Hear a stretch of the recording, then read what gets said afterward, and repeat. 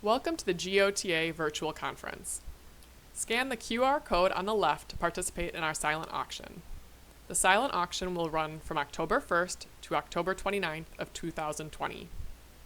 Scan the QR code on the right to go to the GOTA online store.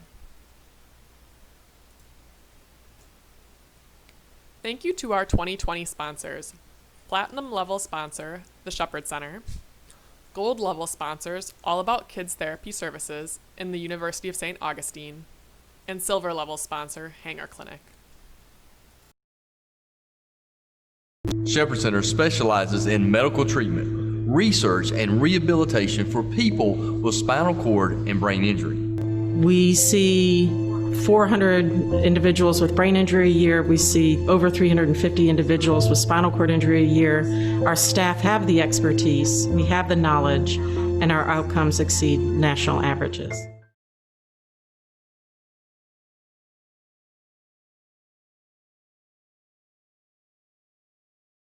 All right, welcome everyone.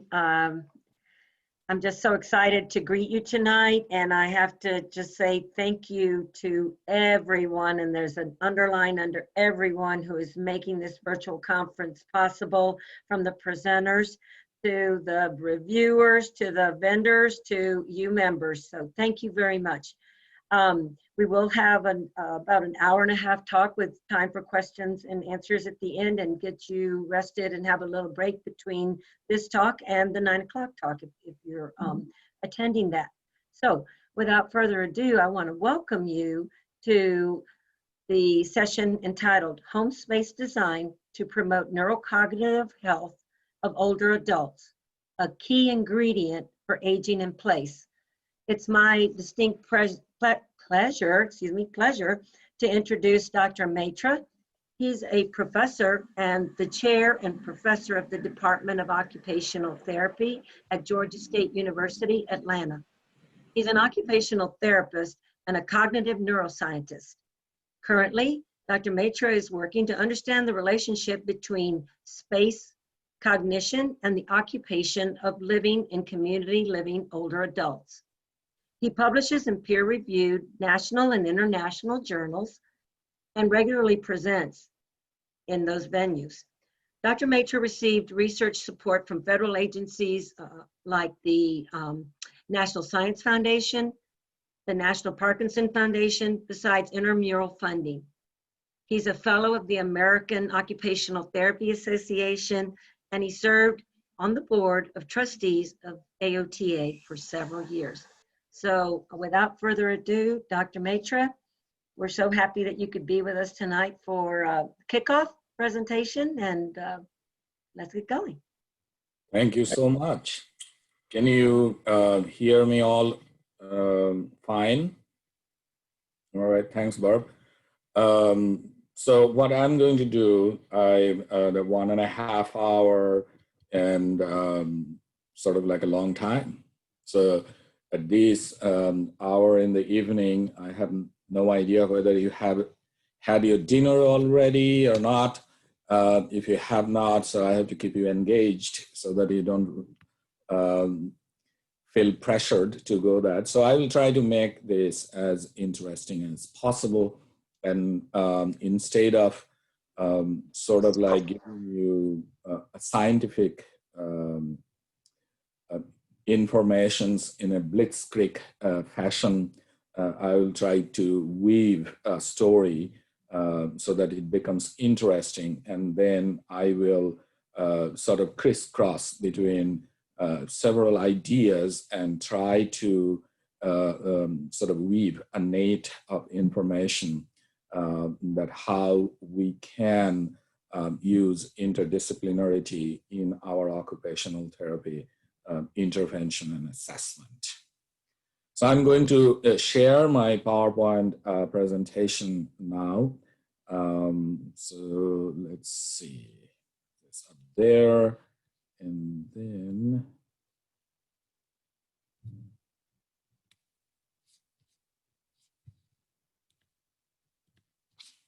where it is.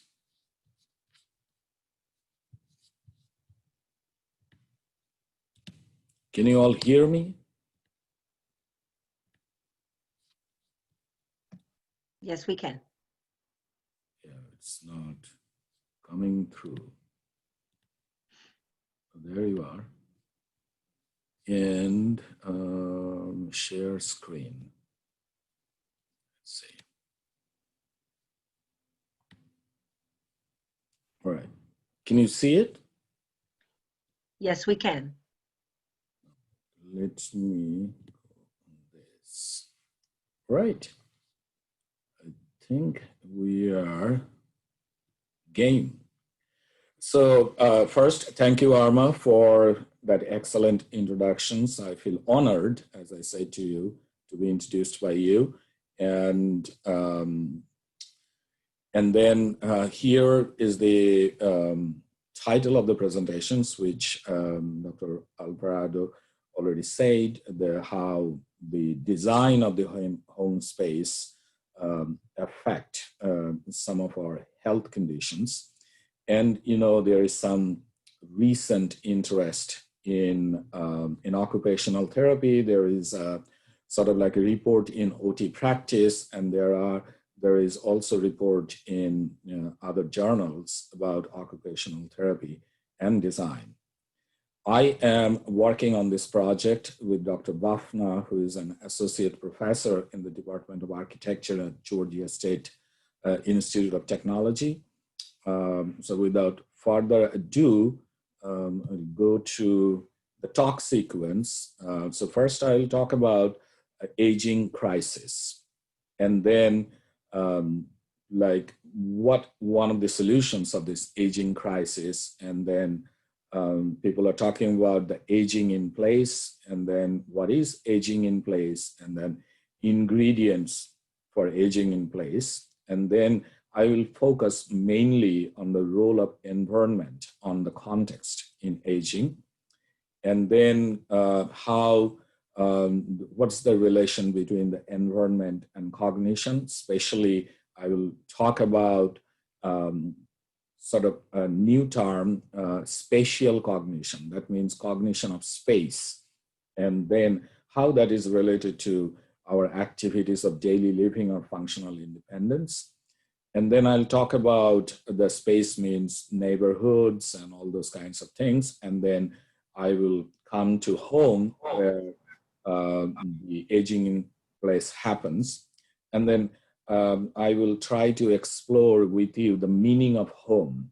When you say, I am going home, I'm coming home, this is my home, what does it mean literally?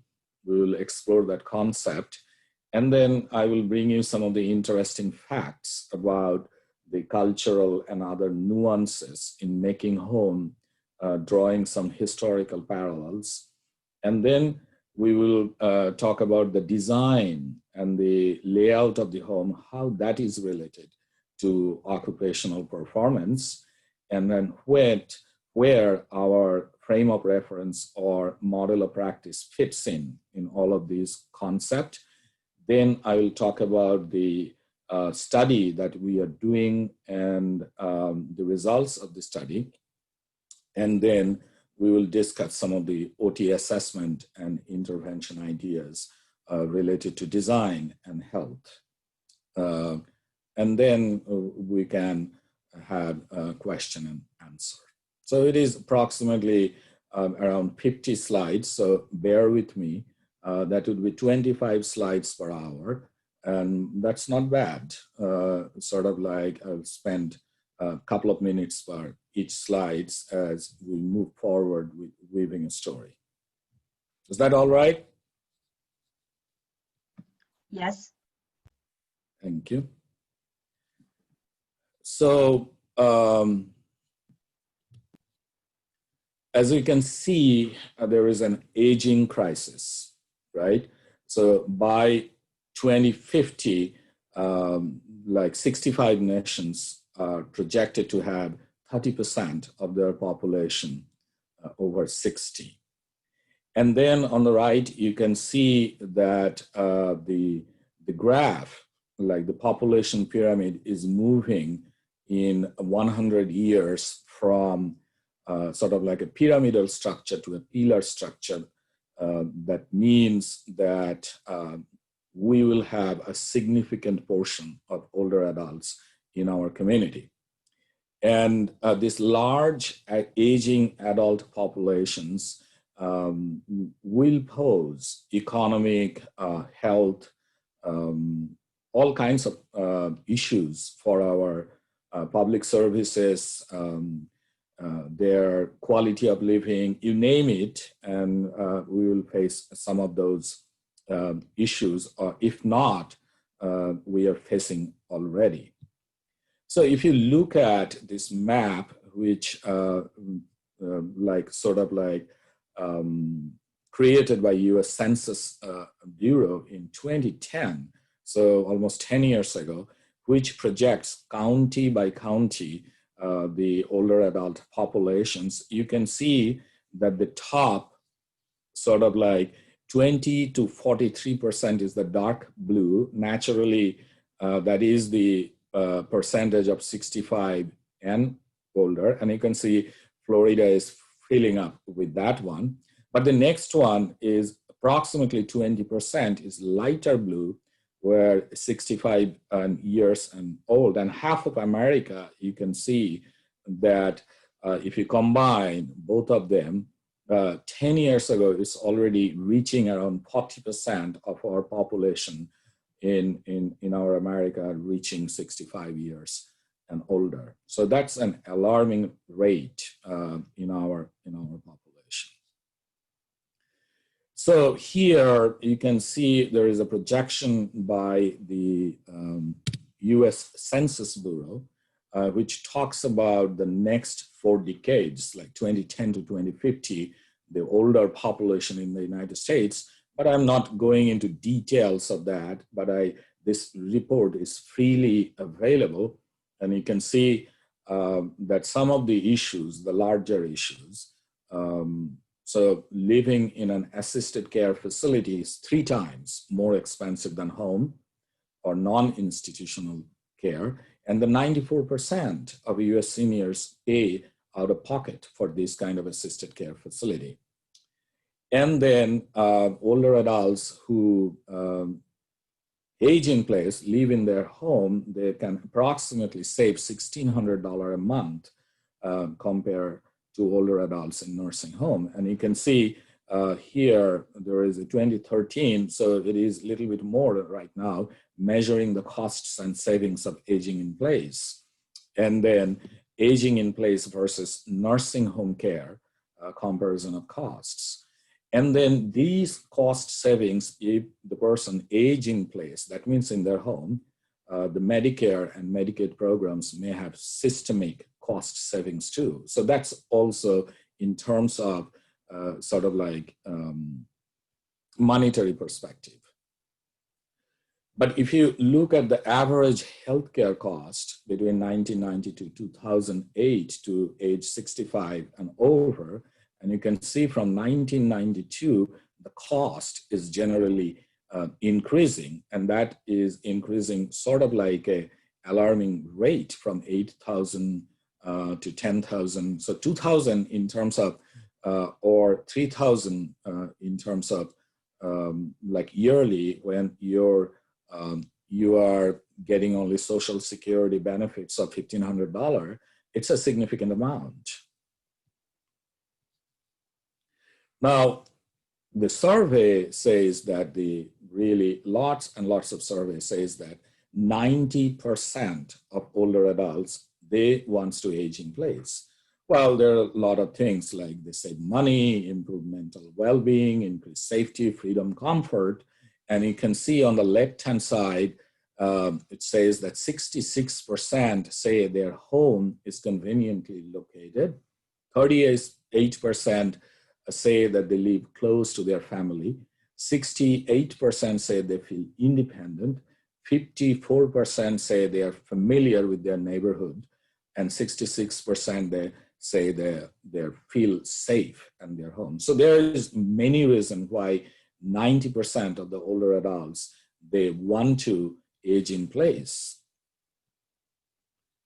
So there is this United States of Aging survey by all these agencies, National Council of Aging and United Healthcare, etc. They also did a survey, and then they find out that 58% older adults lived in their current home for more than 20 years. 80% of older adults say this is because their home meets all their needs. 69%. So basically it says that overwhelming majority of older adults wants to live in their home. So the sort of like the decision is clear. However, so we can say, well, that's very nice and dandy. So what are the factors that really we need to consider for optimal aging if you really want to age in place? So some of the factors you can see, that physical health, and then your health behaviors. Some of these health behaviors are modifiable, like for example, smoking, alcohol use, whether you are physically active, exercising, your mental health status, your satisfaction with the life, what's your cognitive status. And I will focus more today on the cognition and naturally the social contact and support. And then the other study, this is more recent one, that they say that also older adults, they say, well, I like to live in sort of like in my home. So they explored that what is this like place attachment? Why is this the place or is this the home? So they found out really this, you can say that it's uncannily sort of similar to our person, environment, occupation type of model. And you can see that they explore the relationship of the person to the place attachment, the quality of the place with the place attachment, and then there is some sort of process that attached to the place attachment, some organic process. So the person, they have cultural attachment to the place, they have other individual they know people that make them attachment, like friends and families, etc. There is a social aspects of the place. There is a physical aspect of the place. That means it's safe. They can walk in the neighborhood. And also they have sort of affect. They're emotionally attached to the place. They are cognitively attached to the place. And then their behavior is somehow organized around their place. So there is this place attachment factors that is also going on. So if you boil down all of these things, and then we can list them and say, what are really the factor that this 90% of the people are choosing home, or at least want to stay and age in place in their home. It's one of the geographical location of the home. So like accessible communal space near the home, neighborhood amenities, vibrant, safe neighborhood, and as well as climate, some of the factors that we have seen in the literature. Now, the other thing that coming out from the literature is that functional independence in the late life. So you can see on the Gerontological Society, they published an article sort of like in 2016, and that sort of looks at the functional independence in late life, maintaining physical functioning in older adulthood predicts daily life function after age 80. So after age 80, if somebody is able to are functionally independent, then that means their ability to perform their ADL and IADL, they can really age in place. And then, so some of the protective factors, however, in spite of all of these, 40% of community dwelling older adults report some sort of disability. but the disability doesn't really mean that they're not functionally independent. Some of the protective factors they have found that physical functioning over time in late life, sort of like exercise and doing stuff at home, gardening, self-reported excellent or good health, no history of hip fracture after age 55, and no history of cardiovascular disease are all protective factors that can help them to age in place. So here we have like a huge role, and one of the role that is sort of, we have strong evidence, the home modifications that we do to maintain functional independence is sort of like an excellent intervention for aging in place. So here you can see is often considered, the functional is often considered a prime characteristics of successful aging. It reduces the need of additional care of older adults, and then lack of functional independence may lead to institutionalization. So the bottom line, if we recapitulate or summarize whatever we have said, that, well, there is a sort of lot of like older adults in our community, a humongous number, and they need to age in place because 90% of them wants to age in place. And there are a lot of studies that say that what are the pros and cons and aging, like of the aging in place. And one of the things that is coming out that the physical ability, functional independence, and cognitive health are very important for these people to age in place. Here, some of the neurocognitive health that we are focusing more today. And here is a little chart that you can tell that trails A, and then logical memory, immediate and delayed recall.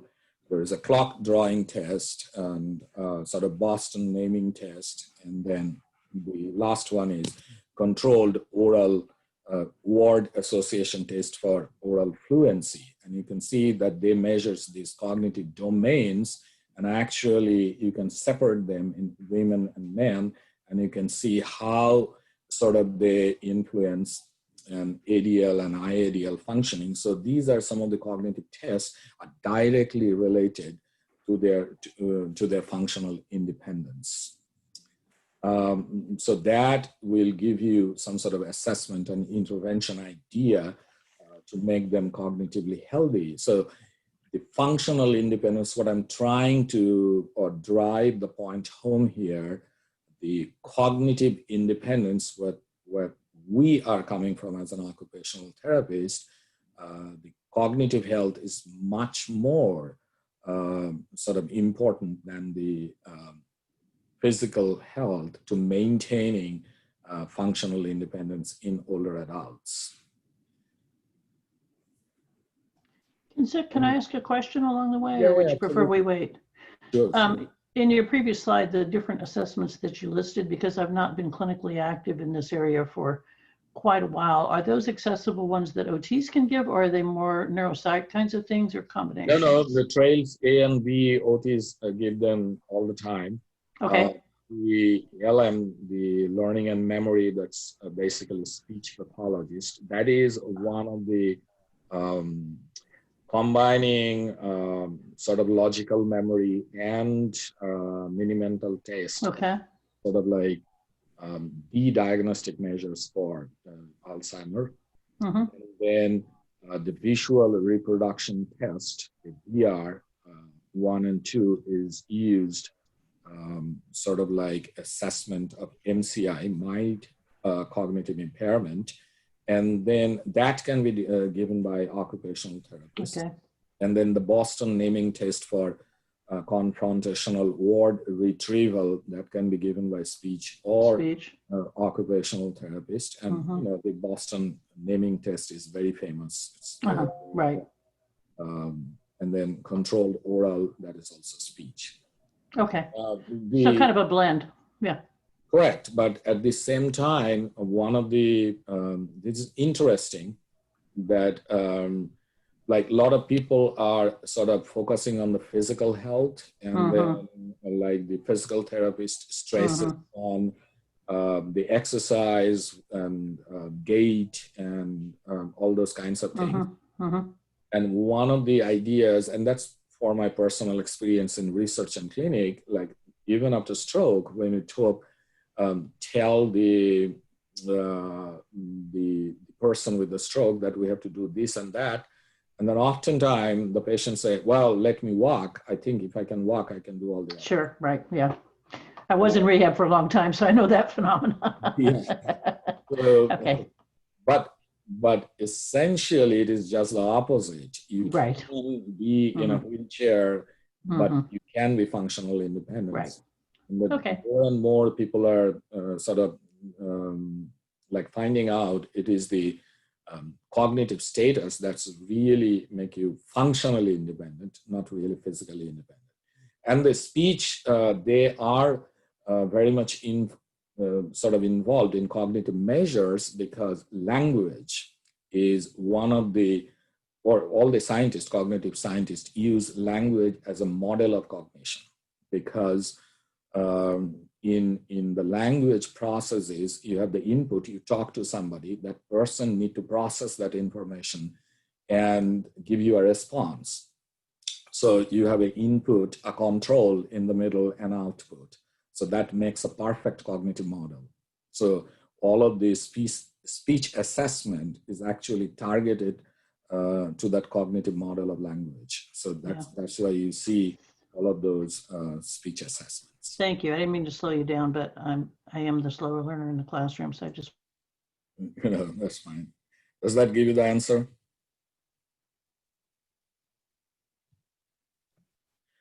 All right, so now what we are moving into, like the neurocognitive health.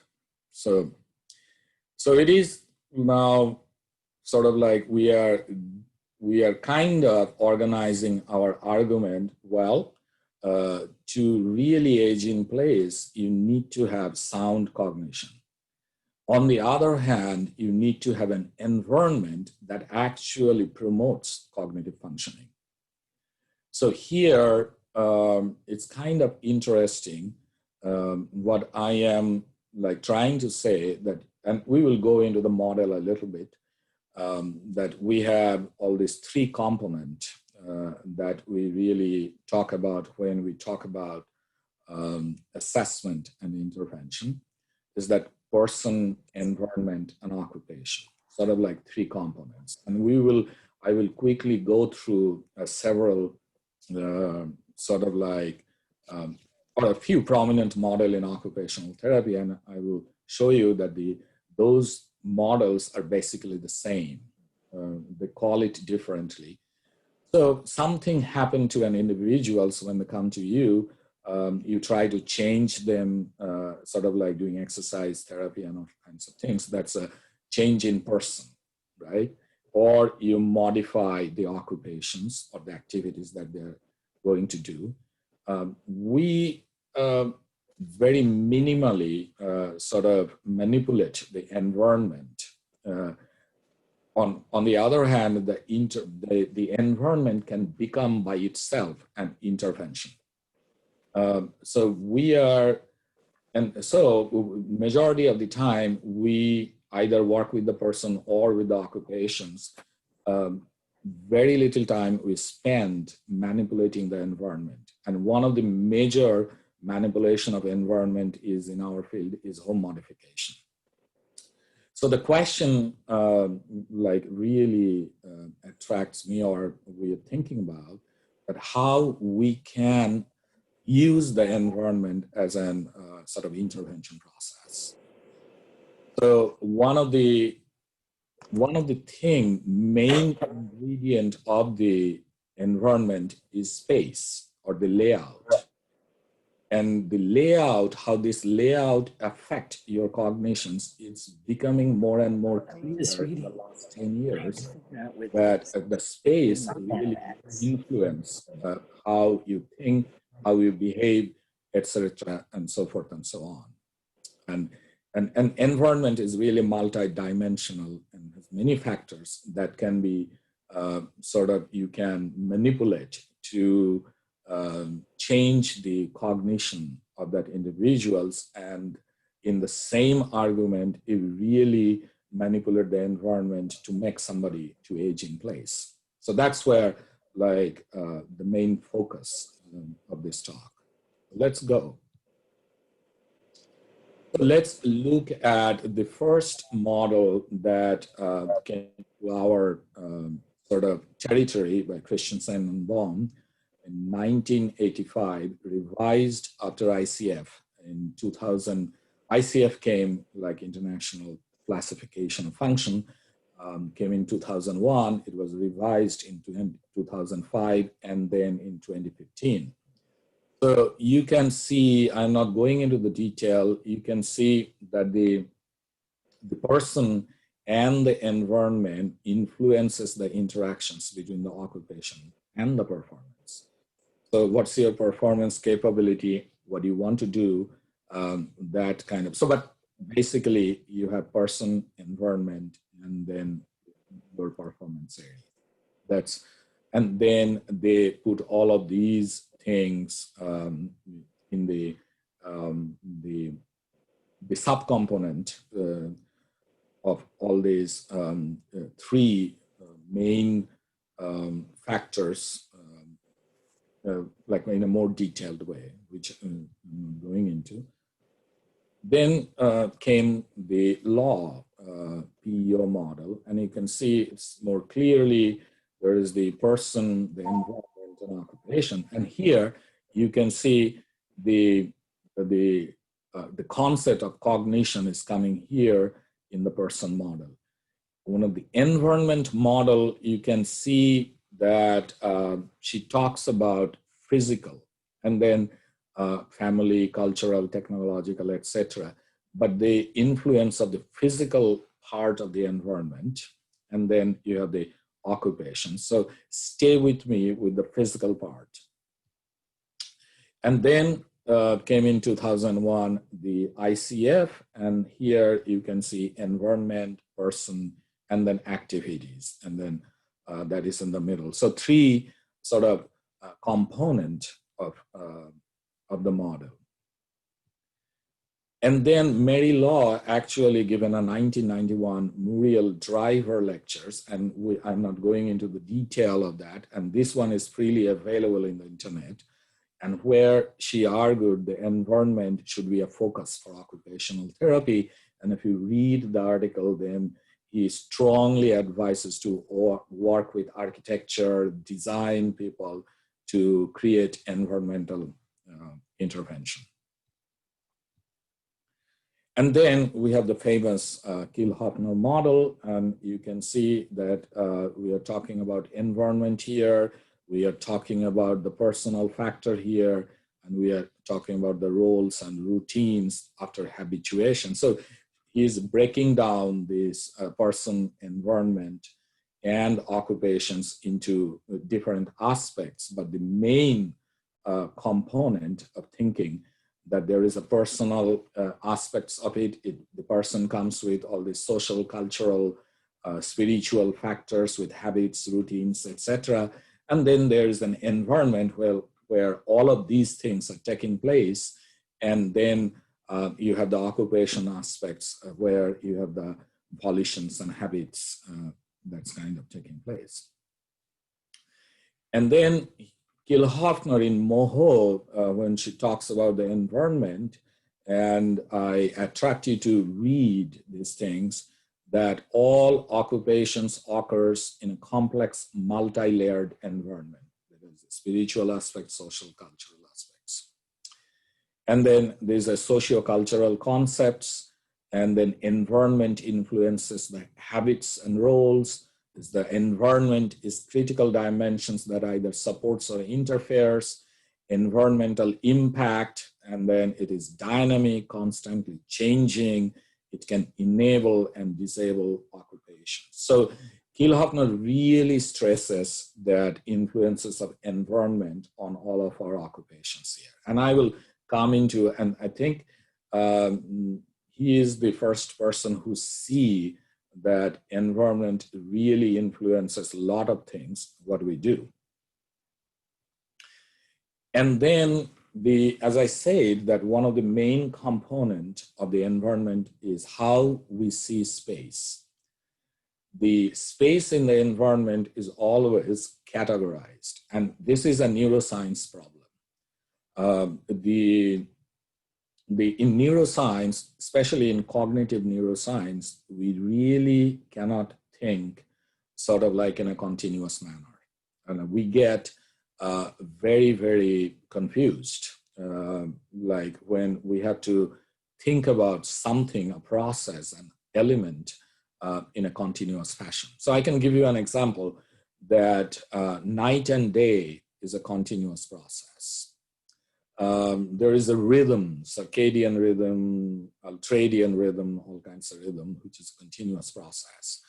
In sort of like a season is a continuous process. However, we have to like categorize them, and then we have to understand them in a finite way, and then box them so that we can understand them, brain can handle it. So that's why we have dawn, pre-dawn, morning, noon, afternoon, evening, night, etc. So we break a continuous process into several categories so that we can attach some functions and occupations per se, you can say. So your home, let us say, a big space is a continuous space, is moved from one space to the other. But since we have to categorize them, we categorize them in kitchen, living room, co-working space, alley, stairs, upstairs, sunroom, kitchen, etc. And then we then place different occupation attached to that particular space. So you really, unless it is absolutely necessary, you do not want to cook something in your bedroom, right? So, here you can see slowly the space is kind of becoming sort of like your occupational imprint in terms of its categorization.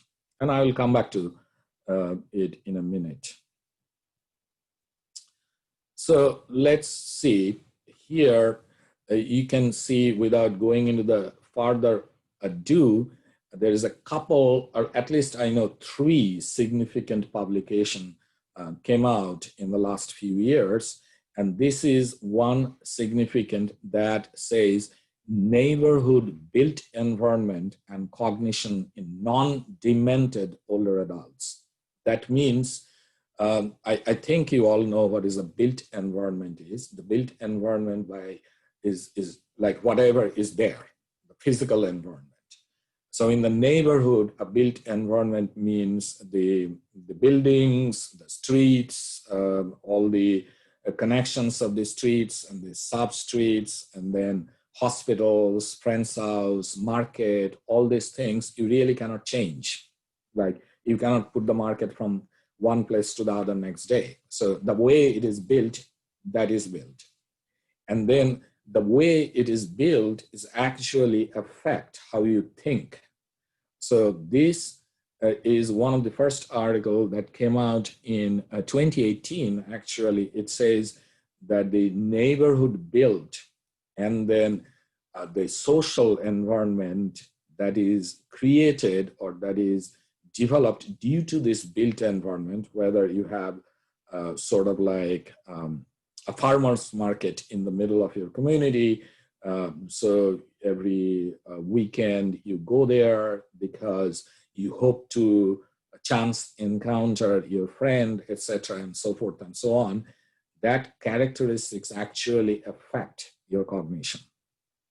So your cognitive ability can go up and down the way your streets, hospitals, nursing homes, friends' houses, markets, pharmacy stores are sort of lay their prints in your environment. Here we see another, in 2019, last year it came out, and you can see that associations between neighborhood built environment and cognition.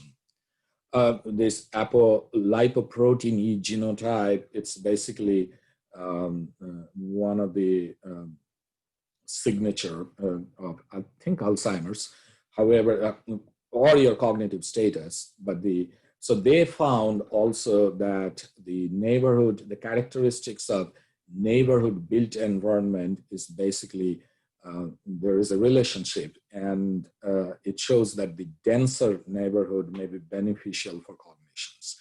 In the denser neighborhood, like an urban neighborhood, where you can actually walk to everywhere.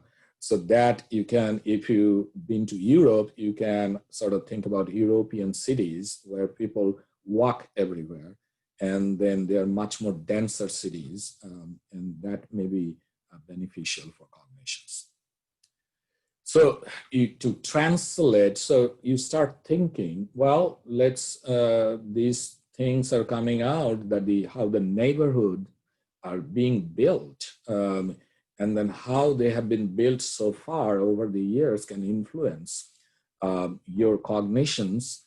And here we have agrarian populations all over the world, and especially in the United States, almost 40% are graying, and 90% of them wants to stay home. And then this home also has its own built environment.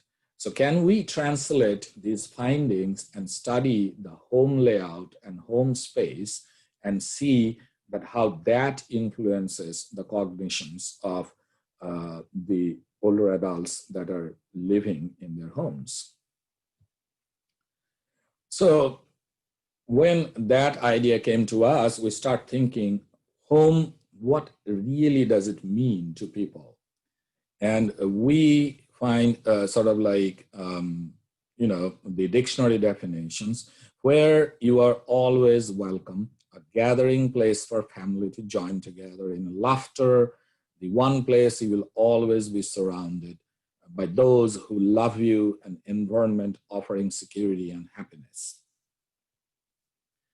So when we start looking at that qualitatively, what does that mean, metaphorical use of home? And we actually have a paper written on that, correcting that one.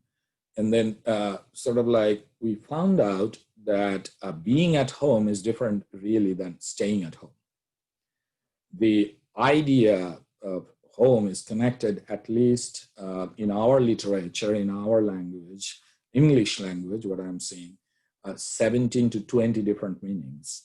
Like it means roots, it means house, it means environment, it means family, it means dwelling, intimacy, privacy, protection, security, comfort, sacredness, and paradise. So to name a few. So when we say home, I want to age in place, and we know there is a place attachment. Is that they're talking about I'm age in home, or like what does that really mean? So that if we can find a sort of like a real definition, what does it mean age in place? And if we can come up with a definition of place, then actually we can manipulate it in terms of intervention. So far, are you guys with me? Yes. Yes. Yes. So here, a couple of like articles, I'm not going into that. I'm just reading the title. And then people really in social science and psychological sciences, they started looking at this aspect in 2000 onwards. And here you can see home is where the heart is. Our question is it? A phenomenological exploration of the meaning of home for older women in congregate housing. Older people and their social spaces, a study of well-being and attachment to place in New Zealand. So people have started looking at these kind of things. What does it mean by home? What does it mean by place? What is place attachment? What are the characteristics of that place? How that place is organized? What are the social and spiritual imprints of that space where the people are living, and how we can really create an intervention idea around that concept. Now, if you look, sort of like we start to now define, let us say, if it is a space, let's do separate the space in which we sort of live into two spaces. One we can call domestic spaces, which is our house form, and then we can call a public space, which is our neighborhood form. And then there is this the notion in the architectural history. So I'm moving into the field of architecture now. And then they are very, very fascinated with home, but the majority of the architects are more like concerned about sort of like the beauty of a space, how they can, it looks beautiful, it's a different design, that kind of stuff. But historically, there is two questions that they struggled with for many years. That, well, in the dawn of civilization, when the human started to sort of know how to do fire, how to make fire, and how to sort of cultivate and the crops and the domesticated animals, then there is a tendency to settle down rather than from nomadic behavior. So then when they settle down, they start building sort of houses. And I can go on because it's such a fascinating, if you see that the majority of the old houses are round, and there is a significant sort of juncture in a history when the round houses become all the square. So if you go into the olden pattern of the houses, you will see all the circular houses. And now you mostly see the houses are rectangular. And there is, it's a long debate that when, how that shape changed. But anyway, historically, they really wants to know whether it is the physical determination or the socio-cultural determinations that sort of forced them to design their home in such way. The physical determination is that it's determined by the single dominant variable, that is, what is the climate, if it is rainy, cold, and all these kinds of things. What are the materials available in that particular area? What is the characteristics of the site? Is it mountain? Is it by the river, by the lake, by ocean? What kind of defense mechanisms, like what the enemies here, is the other humans, animals, economics, religion, etc. Okay, so basic human needs: shelter, territory, privacy. So whatever the materials are there, there's really not any other things going on. But then archaeologists, when they look at all these 1,000 years of digging and start predicting human behavior in those diggings, then they come up with another theory. We'll say, no, it is not always whatever is available in the area, and they just constructed a home. We are seeing socio-cultural imprints. That means these homes can tell you that these are shaped by socio-cultural forces like family, structure, symbolism, gender, privacy, and then it is modified by climate. So you see that there is the diabolically opposite two concepts. One, that sort of there is a physical determination, whatever available, and then there is a social determination. So they come up with all these socio-cultural determinations. They come up with a coin that say, well, houses are physical expression of genre de vie. That means way of life of a society. You can actually study the design of the house and then actually can tell that what kind of society is this? What's the societal imprint of that particular group? What do you think? Fascinating. I was just going to say the same word. This is just fascinating stuff. What a rabbit. There are so many rabbit trails you can go on this. Yeah. Uh, All right. So at least you are enjoying it a little bit. All right. So let's see what this, and then sort of here, there is this group. It says social space, a determinant of house architecture. It's kind of sealed that it's not the physical determination. It is the society, their norms, their culture, the way they behave. It is kind of imprint. So you can say that you can study the house. You can actually, it is a fingerprint of that particular society. And I will show you some of the interesting aspects of it. So here you can say European houses, some of the modern European houses. And you can see the houses are nicely structured, ordered. There is some sort of openness, but also there is a space that separates them from the streets. And then, so there are sort of open, but there are rules. You have to kind of go through that rules to be accepted in that. So it's a very, very sort of deterministic society that, as you can see, but although there, and you can see right here, the designs, there's a lot of windows. And then, so that means we are curious about outside, but we also sort of create a space between others and us. And there is some sort of norm, and you can see the regularity of the features of these houses. Compared to that, if you go into the Middle Eastern houses, and this is a classic examples, you can see from the outside, it is totally closed off.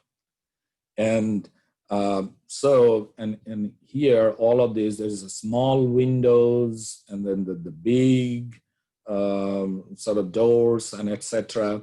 But if you look at inside, it's beautiful.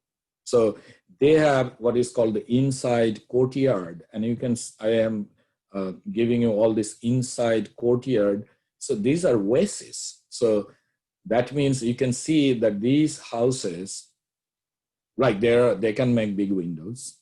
If they can make small windows, they can make big windows. But their society is more sort of like restrictive, and especially to women, but they created this oasis inside. So it's closed off. And you can see how these house structures are quite different from other structures. And just for curiosity, you can see the Indian houses, and you can see the Indian houses, and you know that in India, there is centuries after centuries, foreign forces that came and settled there, like Greek Alexander, then the Mughals came, then the British came, and then they came, and then they stayed there quite a few years, 100, 200, 300 years. And you can see in the house that they are kind of open arm. There is no barrier between the street and the home. And there is not much really of regularity that you can see, but there is this openness to get into your home.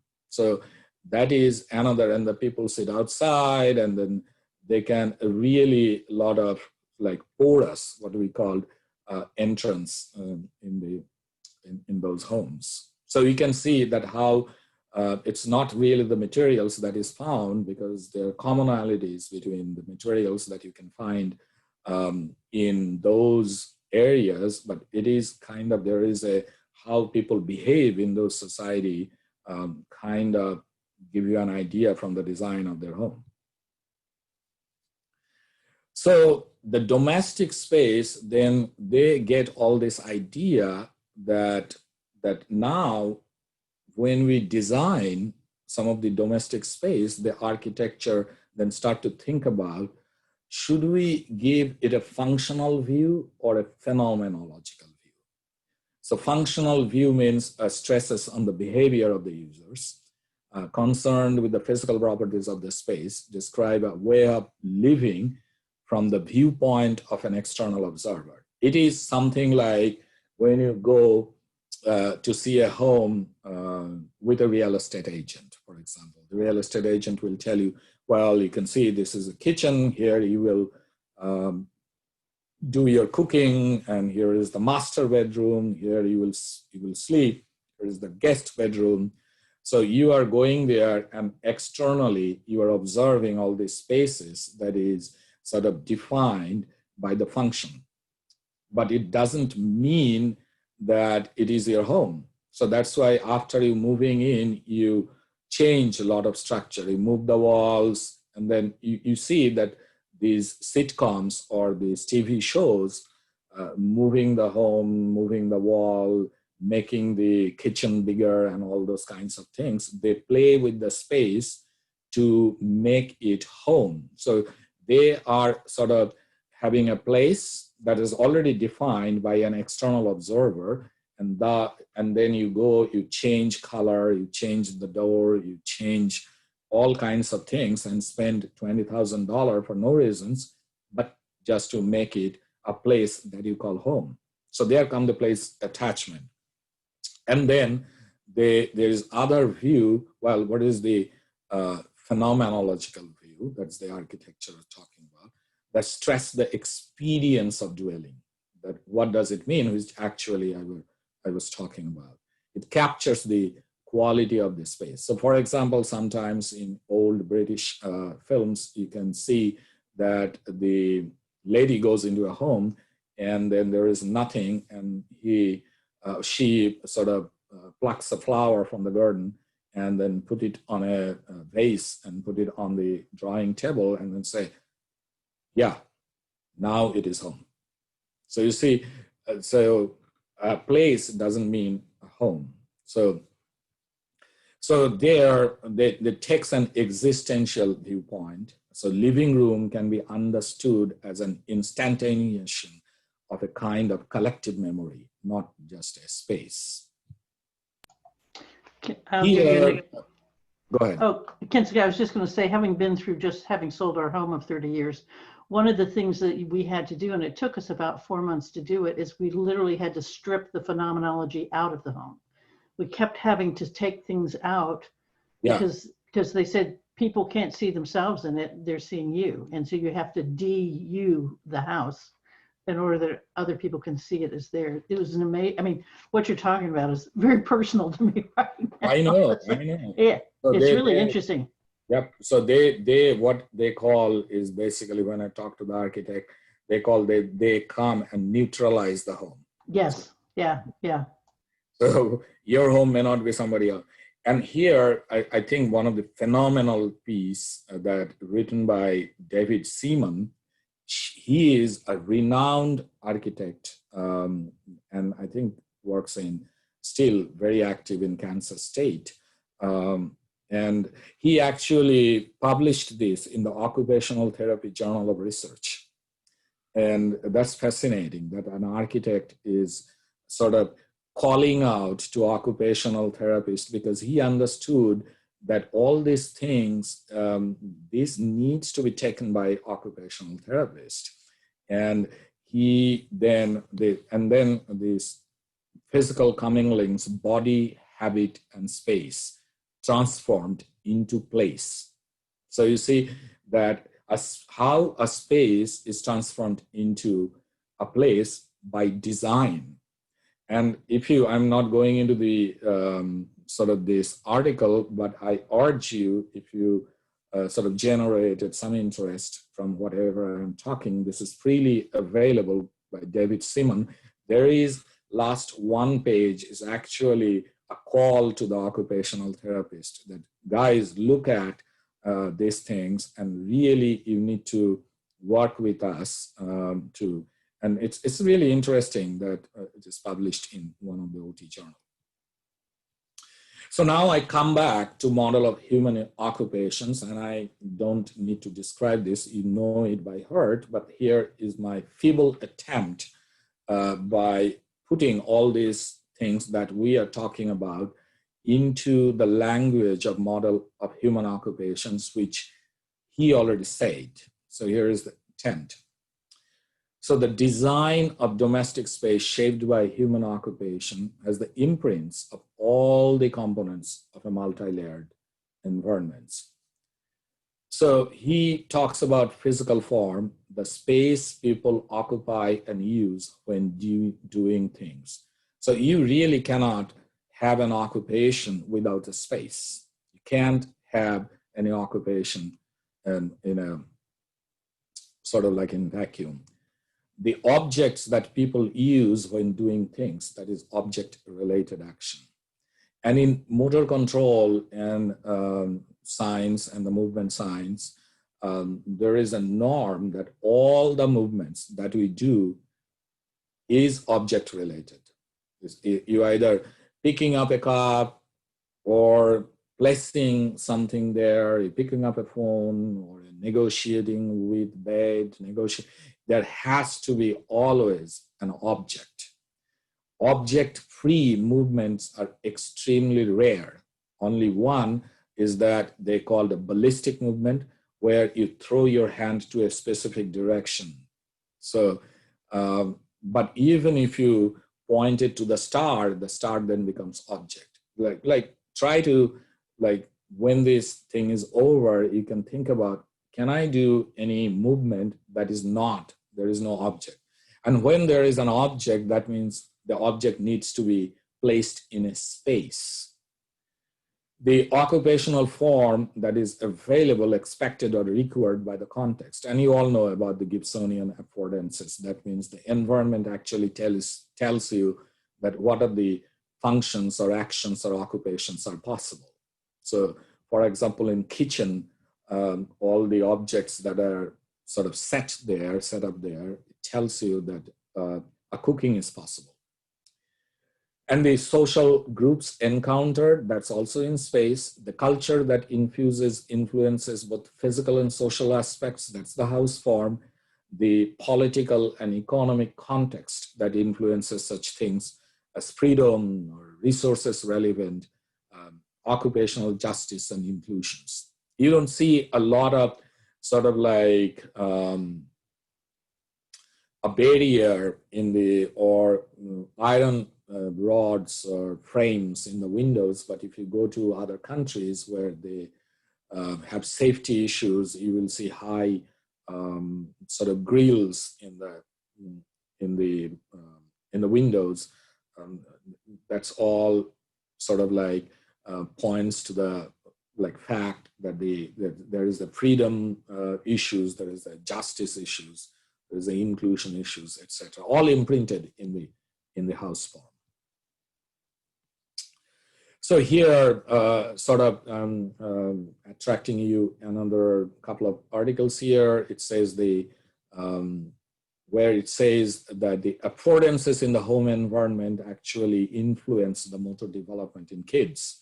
And they found it both in American and Lebanese children. That means the motor development can be influenced by placing object in a defined space in your home, and actually can accelerate motor development in children. A pointer to the pediatric occupational therapist. And you know very much that some of these concepts sort of drive our sensory integration therapy. And then here you can see dwelling, house, and home towards a home-led perspective on dementia care. So they're exploring the qualities of the home and how that can be influenced by the dementia care. But what is really, I was fascinated to read these articles, which is kind of towards what I'm doing. You can see, and it came out from Johns Hopkins a few years ago, and then by Gisine Marquardt, who since moved to Germany. She's a German lady. The association of the spatial layout of the homes and ADL abilities among older adults with dementia. this is a significant sort of like article which says that the spatial layout actually, the way it is designed, actually can influence your cognitive and ADL abilities, even with older adults with dementia. So far, what I think I sort of like argued that the design of the community, which is the built environment, the design of the home, the layout of the home, and the imprint of the home really influence your cognitive ability, and then in some way that also influence your ADL and IADL functioning. So 3 years ago, we embarked on a study with 70 community dwelling older adults. And we collected like 80 variables of that. We are still analyzing. So it hosts a whole range of cognitive and social battery. And we also sort of take the layout or the map of the house, the layout of the home, and we subject that layout in a special sort of analysis, which is called space syntax analysis, which is kind of new, introduced by an architect called Hillier in the University College of London in the early 2000s. And here it's really very simple, but not so simple. Here, what they look at, this is one of the analysis that kind of associate human behavior with the space from the architectural design standpoint. Nowadays, space syntax is used to design nursing homes, hospitals, offices, railways, stations, communities, etc., but not much in the home designing. But in taking the principles, here we'll introduce 3 concepts. One is called convexity. That means convex means that each room in a home is a convex, right? And the way it connects to the other parts of the home is called connectivity. And from a starting reference point, when you talk about the another room, we take another measures that is called depth. So let me explain it simpler terms. So for example, you take a particular home, maybe your living room, and it has only one door to go to other room. So that means this room has one connectivity. But if that room has 2 or 3 sort of doors to go to the next door, the room has 3 connectivity. So like that, you can calculate an average connectivity of the house. So the more connections a house has, that means more options you have to go from one point to the other. Let us say you take the entrance of the house as a reference point, and from there, your bedroom, let us say a 3 room down the hallway. So that means your bedroom has a depth of 3. And maybe you open into sort of like a library, an office room, and the office room then will have depth of 1 from the your reference point, which is your 0. And convexity means each space that is defined by 4 walls, sort of like, so each room. So you do, and then you can see that these are all those convex places, and you can see all this connectivity, and actually utilizing graph theory from a reference point, you can calculate sort of like the depth. So if your bedroom is right there, it is really a long way from here. So the depth of the home also sort of can say isolating behavior, there is a social barrier created. So for example, you will see The depth also in the office situations indicate hierarchy. So for example, let us say a top boss, if you want to see the top boss, you have to go through a few doors, although not necessary. You have to go through the first point, then the secretary, then you are in the waiting room, then the boss also. So that sort of depth also created a social structure or hierarchy. Or isolations. You want to have a bedroom somewhere that is not easily accessible by intruders or other external people or so forth and so on. But I can go on, but those three sort of like calculate and give you sort of like what is called an intelligence index of the home.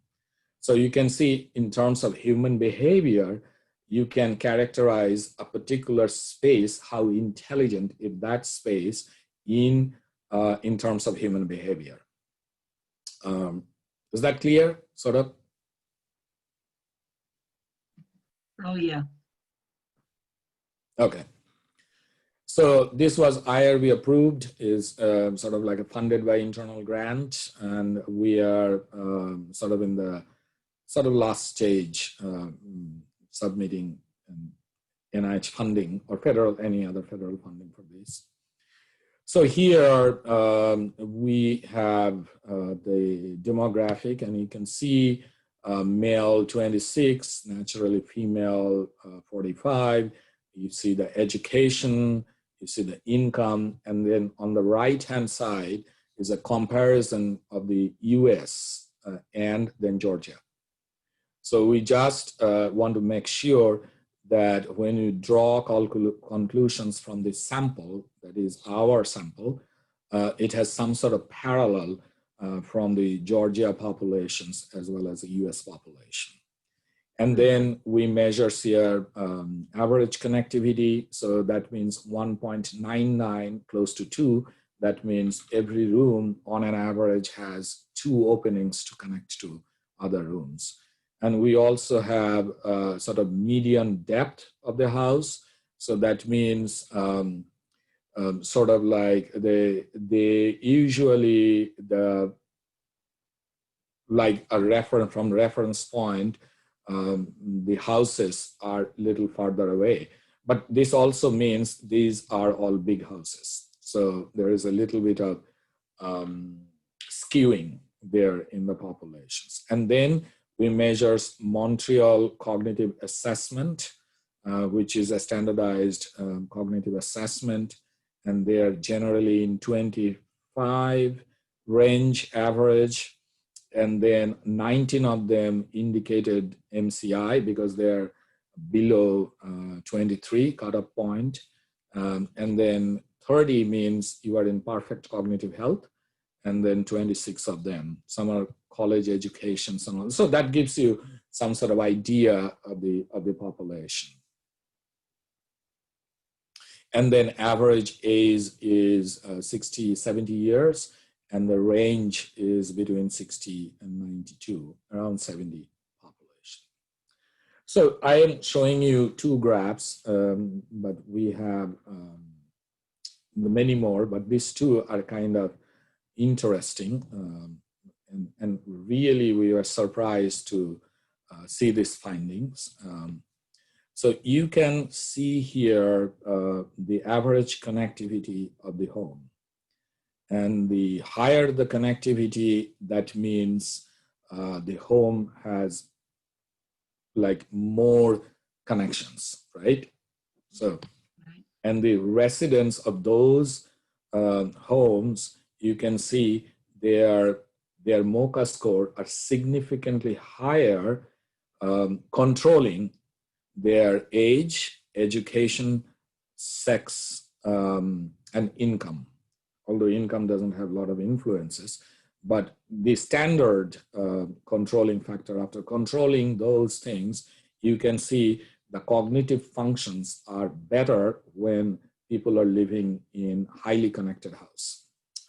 And I will tell you what is our working hypothesis, why that is happening.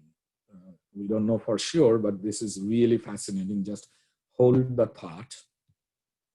And this is really, really interesting that you can see, once again, the average connectivity. And here we did a logistic regression model where we are looking at the predictability of the chance of having an MCI or mild cognitive impairment, depending on the connectivity, controlling all the above factors, the normal controlling their age, their education, their sex and income.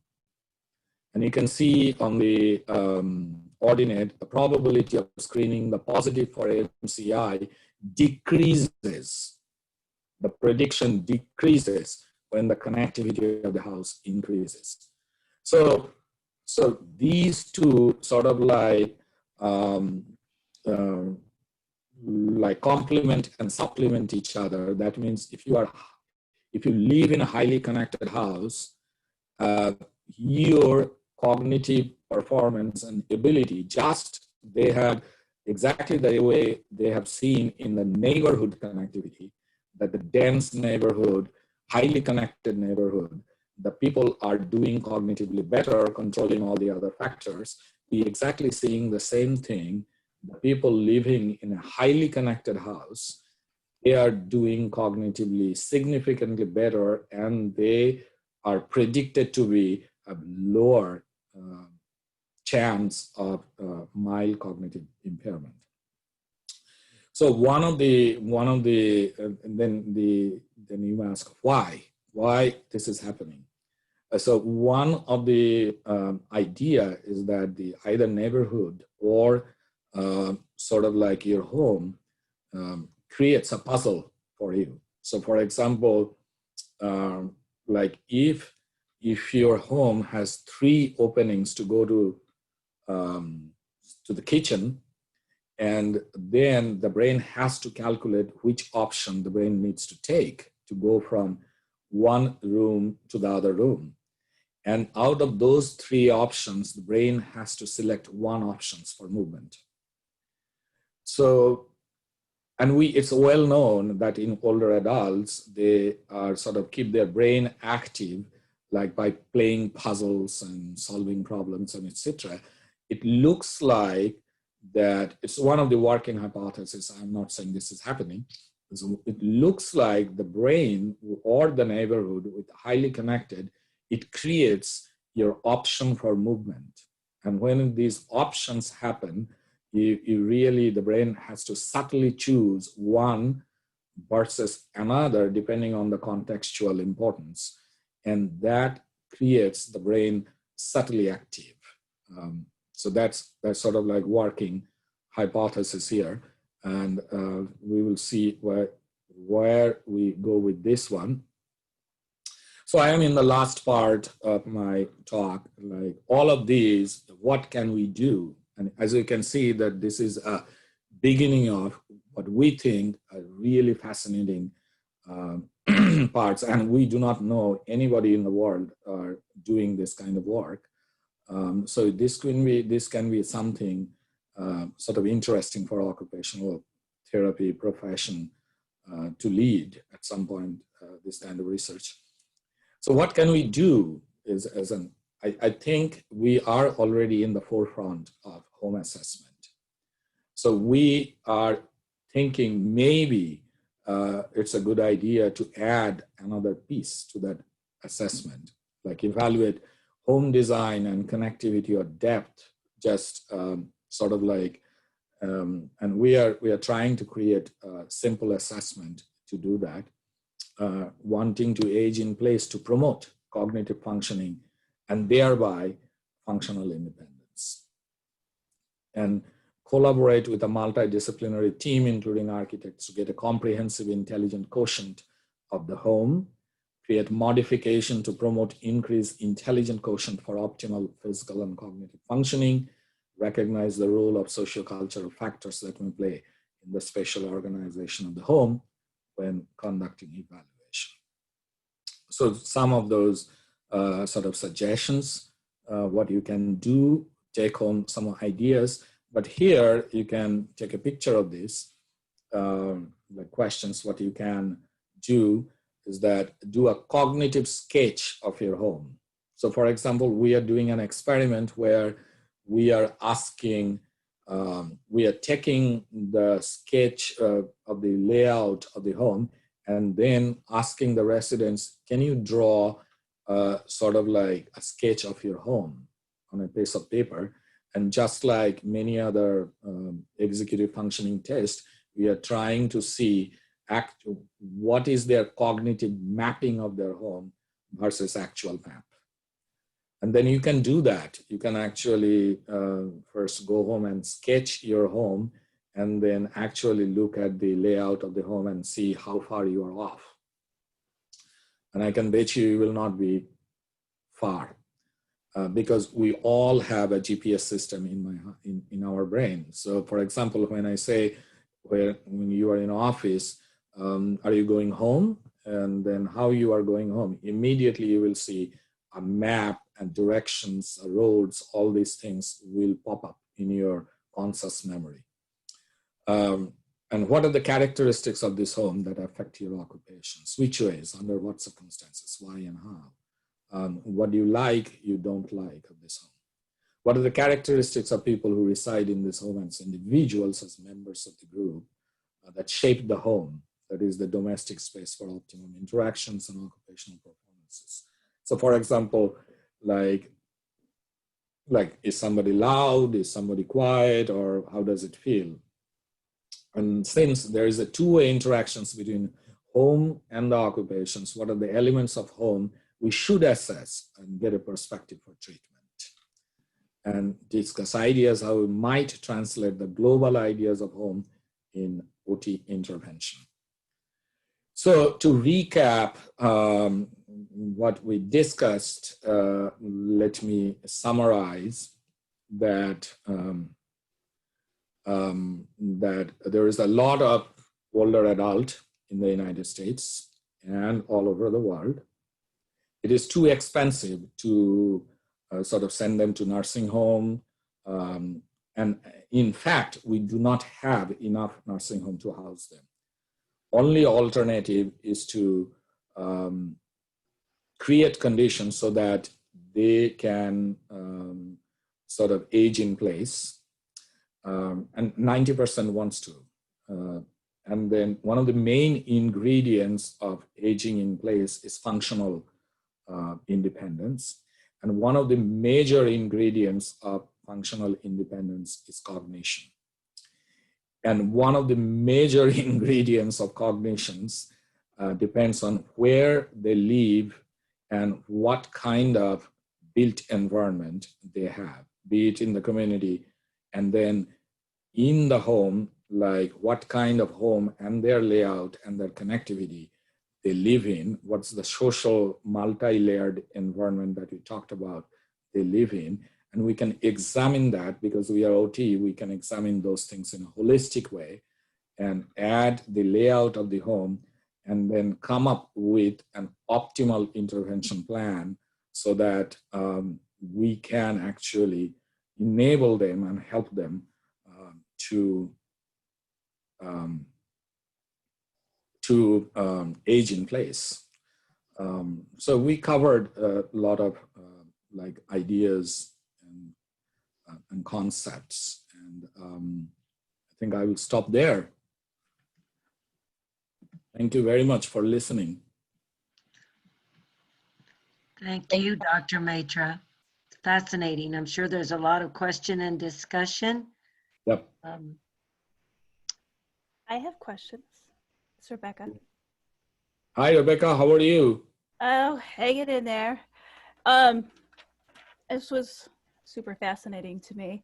I did have the first question that I have is related to the study that you were saying that you've collected and are processing some of your data on. Yep. Did you collect the length of time that those individuals were residing in that home? Yeah. And was that a predictor at all for that intelligence? We didn't find. But on the other hand, Rebecca, you know, 70 in this kind of study is not really yield that power. So although we do not find any, and we thought we would, right? But we didn't find that kind of, but what we did find that, which is kind of separate, it's not the length of time that they're residing, it is the amount of services they get. There is a cognitive differences. So if they have services in their home, all kinds of things that are coming in, somebody is helping them in finance, somebody is helping them to do other stuff or things, but that is not related since we are doing a comprehensive study. So that sort of like a satellite, since we are going and collecting 80 variables, we said, what kind of services are you receiving? Do you have sort of a grocery service? Do you have lawn services? Do you have this services and that services? And did that include informal caregivers? Yeah. In the services? Yeah. Yes. And was that like was that a temporal context, like the length of time in that informal caregiver was there? Or yes. Yeah, that might be, that's a very good question, but the data, 70 people, data is so small. And when you start dividing those things into smaller cohorts, it loses its significance, it loses its power. So we are afraid, we know that there is something, but you really cannot divide the data into multiple ways. It loses its credibility. But I'm pretty sure. So we are continuing collecting those data. This is, I think, our second wave. We will start collecting the third wave from the spring. Well, now it is, everything is stopped. So, yeah, that's right. Lots of time for analysis. Yeah, so it's time for analysis. Yes, please. I was struck at the end by what feels to me like an inherent tension between opening the house up, if you will, for ease of mobility and making it too, if you will, too simple, so it's not challenging the cognition. Does that make sense to you or not? It does. You actually talking about something, and we are struggling with that. Like, yeah, really, when when I actually gave this talk in a special syntax symposium a year ago in China, in Beijing. And one of the questions they're saying, so what do you think about all this modern open design? Yeah, right. Is it better or for older adults, or the traditional design where, you know, the traditional homes where everything is sort of, now you go and then is this 2-story huge space that you can call anything you like. There is an open and open everything. Is that the older, since the older adults are getting confused in those situations, or they are creating a mental connectivity on those. So those are a mental connectivity. That's interesting. We don't know, but it opens up a lot more questions than really it answers. But we'll volunteer to be your single case study, because we are going through every bit of that. So, from a 2-story to a 1-story, from multiple connectivity to simpler to, which I think a lot of folks our age do, you know, the sort of downsizing, simplifying kind of thing. So correct. And then this kind of research has huge impact how you design older adult community. Oh yeah. As a whole, because in that case it comes from the neighborhood and the home design, how you integrate domestic space as well as in the public space. So many of the older adult communities, they are creating in a circular way so that there is no crossroads, so that they don't get confused. So it's all in circle. So you just drive, and at one point of time you'll reach your home, because you don't have to cross, so that you don't have to right or left. So, you know, It's interesting. We do some work in Merida, Yucatan, Mexico. We've been doing that work probably for now about 20, 21 years at Bernal. But people, we comment, you see the older people, the ladies just walking around. Their homes are, like you say, open space, small, but their physical space. You talk about that interlink. They ride bicycles everywhere. They get their groceries every day at the market. They're navigating streets. So the house may be one small space with the hammocks put up at night, and the kitchen's there, or a separate, little kitchen. So that's why exactly Yes. New Yorkers are healthier, generally those who live in Manhattan compared to others, because and then European cities, you'll all see they sort of in Paris or in London, you will see, and I was observing, I think in the last few years when I was passing through, that the people are skinny, although they are eating croissant and all this cheese and wine during lunch and all these kinds of things, because they go up and down the subway all the time. They walk everywhere. Instead, like we drive everywhere. So there is something about it. I just wanted to bounce back. When you talk about, when I think of like modern homes, well, many of these open, large modern homes have a lot of abstract art.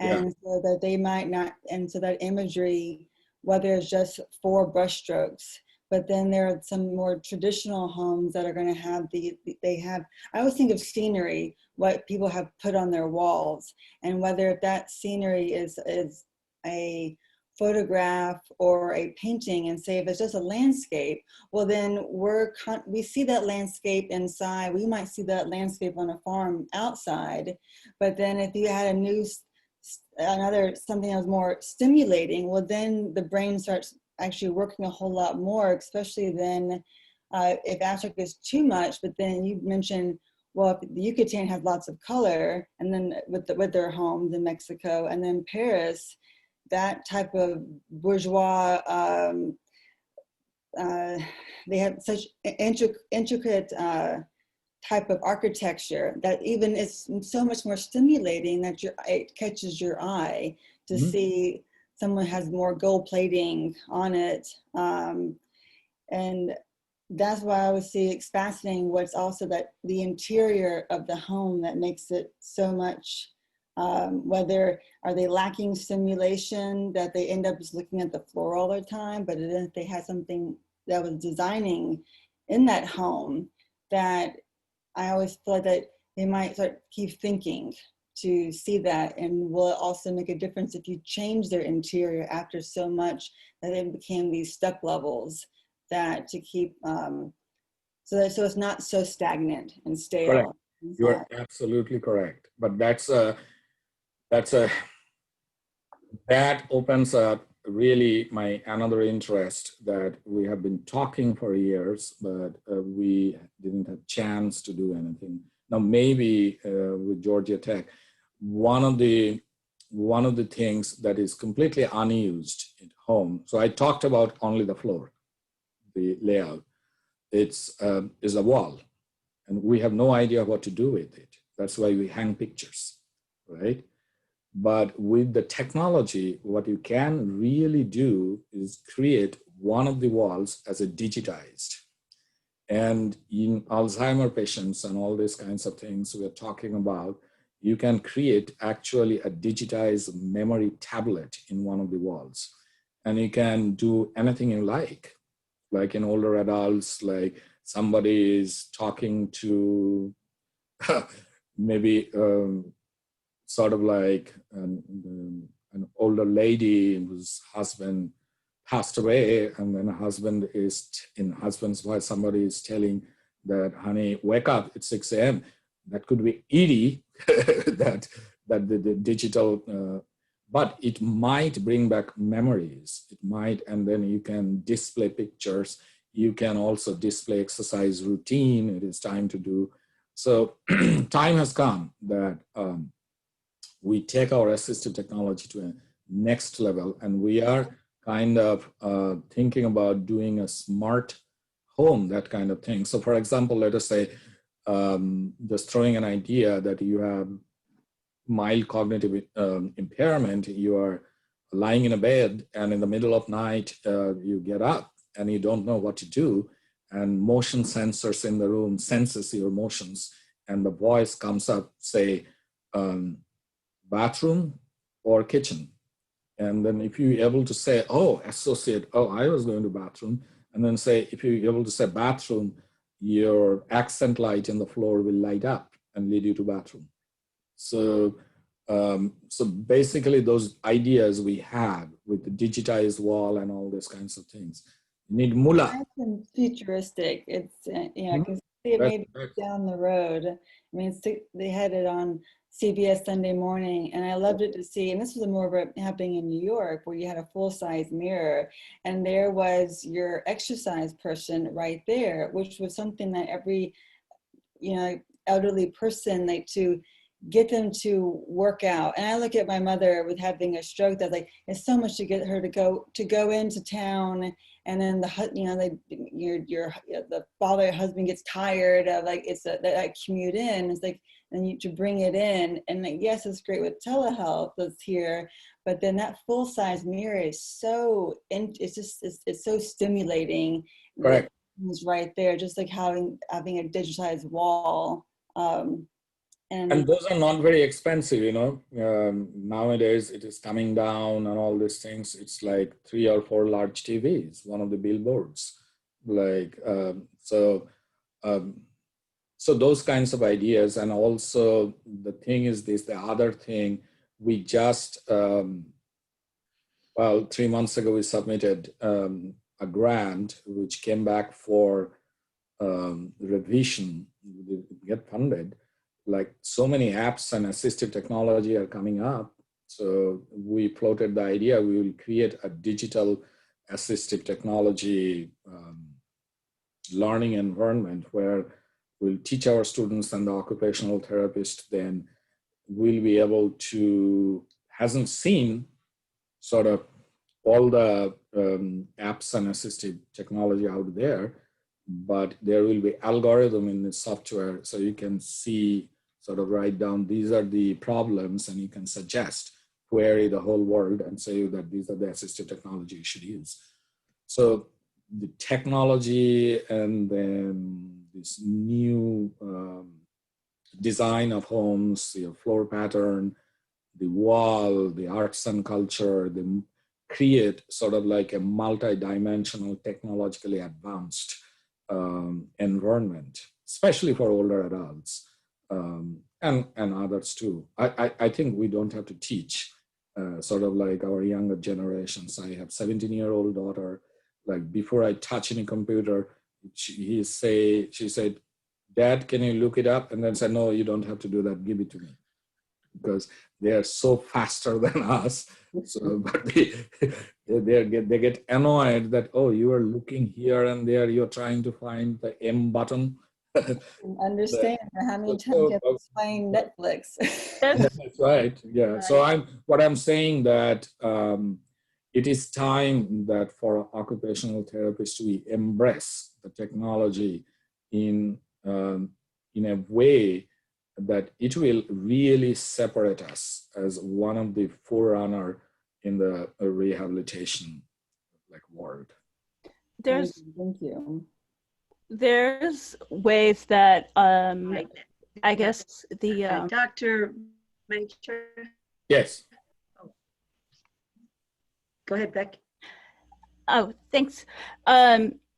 With older adults, there are some, I guess, I don't know, I call them tricks of the trade, kind of the low budget form of your virtual wall in terms of keeping some of the older adults safer in their home, particularly those who wander, like taking that's an idea. You don't a cling, yeah, like taking a cling of a wall or making it look like a door, look like a bookshelf by the cling, or even taking a dark mat and putting it over the door, you know, like before the door, because then it looks like a hole, and so they won't step in it. That's and there is a really good website that I found that actually goes through, you can go through like different areas of the home and it will pull up suggestions like based for older adults with dementia. So in the kitchen, it recommends certain colors and certain strategies, you know, that we use, like contrasting colors that stimulate, like red stimulates appetite. Right. So having a red placemat, that kind of thing. And but it went through on a larger context and then a smaller context. Right. But I did have a question with the, how you can send me, I think I just saw Right. Irma's, that she wants to break the talk at 8:45 because I think she wants to give everybody a little break before 9 o'clock. But Becky, you are in the campus. You just drop by with all your questions. Yes, you have access, Rebecca. Dr. Maitra, thank you so much. I think everybody's going, I'm glad, well, I'm saying I'm glad this is recorded because it's fascinating, and especially since you had so much research attached. I think I join everyone in thanking you, and I think you can hear applause if everybody unmutes. And thank you, Dr. Maitra. Thank you. This is fascinating stuff.